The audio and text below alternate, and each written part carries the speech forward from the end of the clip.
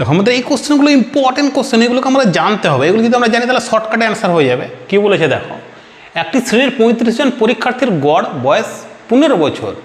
শিক্ষকের বয়স অন্তর্ভুক্ত হলে বলেছে সকলের বয়স 1 বছর বেড়ে যাচ্ছে।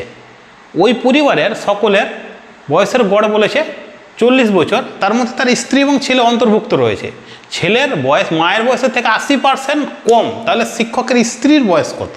তবে ডিটেলে বোঝার চেষ্টা করতে হবে, ঠিক আছে? এই কোশ্চেনগুলোকে ফার্স্ট টাইম আমাদের কী করতে হবে, 35 জনের হচ্ছে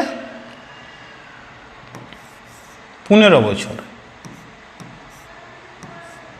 এখান থেকে টিচারের বয়স যদি বার করি, টিচার যখন অ্যাড হচ্ছে সে কী করছে দেখো, 36 জন লোক হয়ে যাচ্ছে, সে সকলের বছর 1 বছর বাড়িয়ে দিচ্ছে, তাহলে 36 বছর এক্সট্রা বাড়িয়ে দিচ্ছে। 1 বছর করে বাড়ালে 36 বছর বাড়াচ্ছে, তাহলে এখানে টিচারের অ্যাডটা আমরা যদি করে, তাহলে টিচারের এজটা বেড়ে যাবে। টিচারের এজ কত দেখো, এখানে 51 বছর, এটা টিচারের এজ।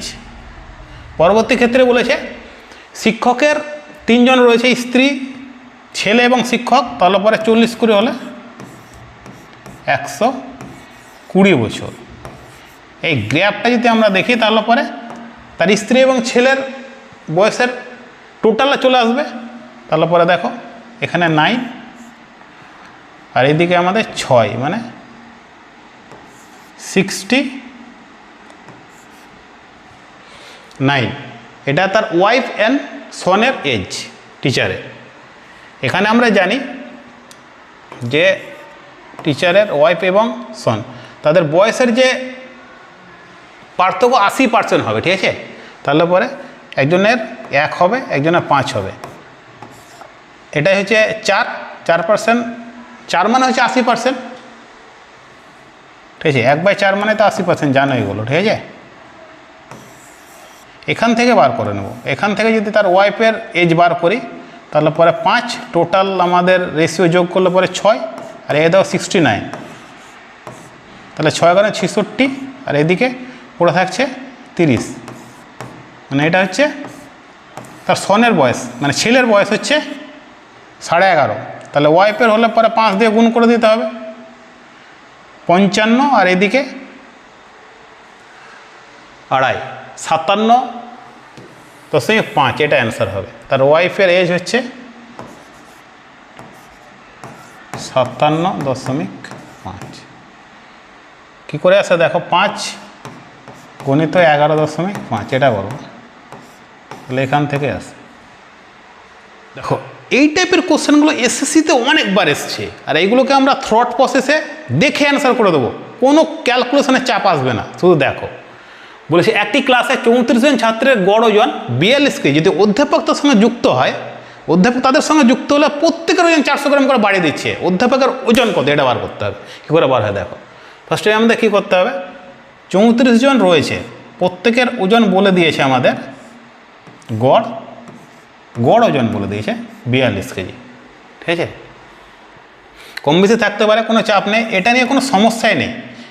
সমস্যা হচ্ছে টিচার যখনই যুক্ত হচ্ছে তখন 35 জন হয়ে যাচ্ছে, সে কী করছে, প্রত্যেকের ওজনকে 400 গ্রাম করে বাড়িয়ে দিচ্ছে। প্রত্যেকের ওজন, গড় ওজন 400 গ্রাম বাড়িয়ে দিচ্ছে। তাহলে পরে এখানে যদি দেখো 100 গ্রাম করে বাড়ে, 35 জনের 3.5 কেজি বাড়বে, তাহলে পরে 200 গ্রাম বাড়লে 7 কেজি, তাহলে 400 গ্রাম বাড়লে 14 কেজি।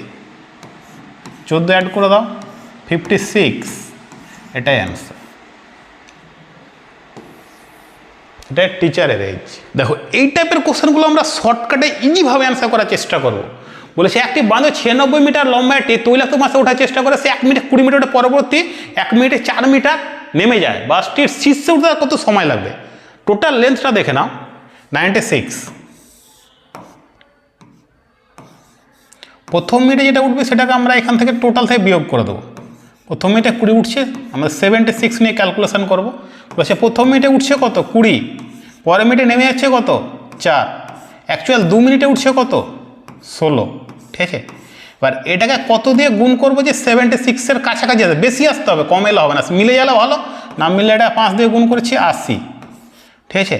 তাহলে পরে এটাকেও 5 দিয়ে গুণ করে দেবো, তাহলে 10 মিনিটে আমাদের 80 মিটার উঠে যাচ্ছে, ঠিক আছে? পরবর্তী পড়ে থাকছে কত দেখো, 16, তাহলে 1 মিনিটে 20 মিটার ওঠে, তাহলে 16/20, পুরোটা লাগবে না, এটাকে আমরা সেকেন্ডে পরিণত করব। 48, ঠিক আছে, সেকেন্ড। 10 minute 48 second. দেখো ফার্স্ট অপশানটা রয়েছে 10 মিনিট 48 সেকেন্ড, এটা অ্যান্সার হয়।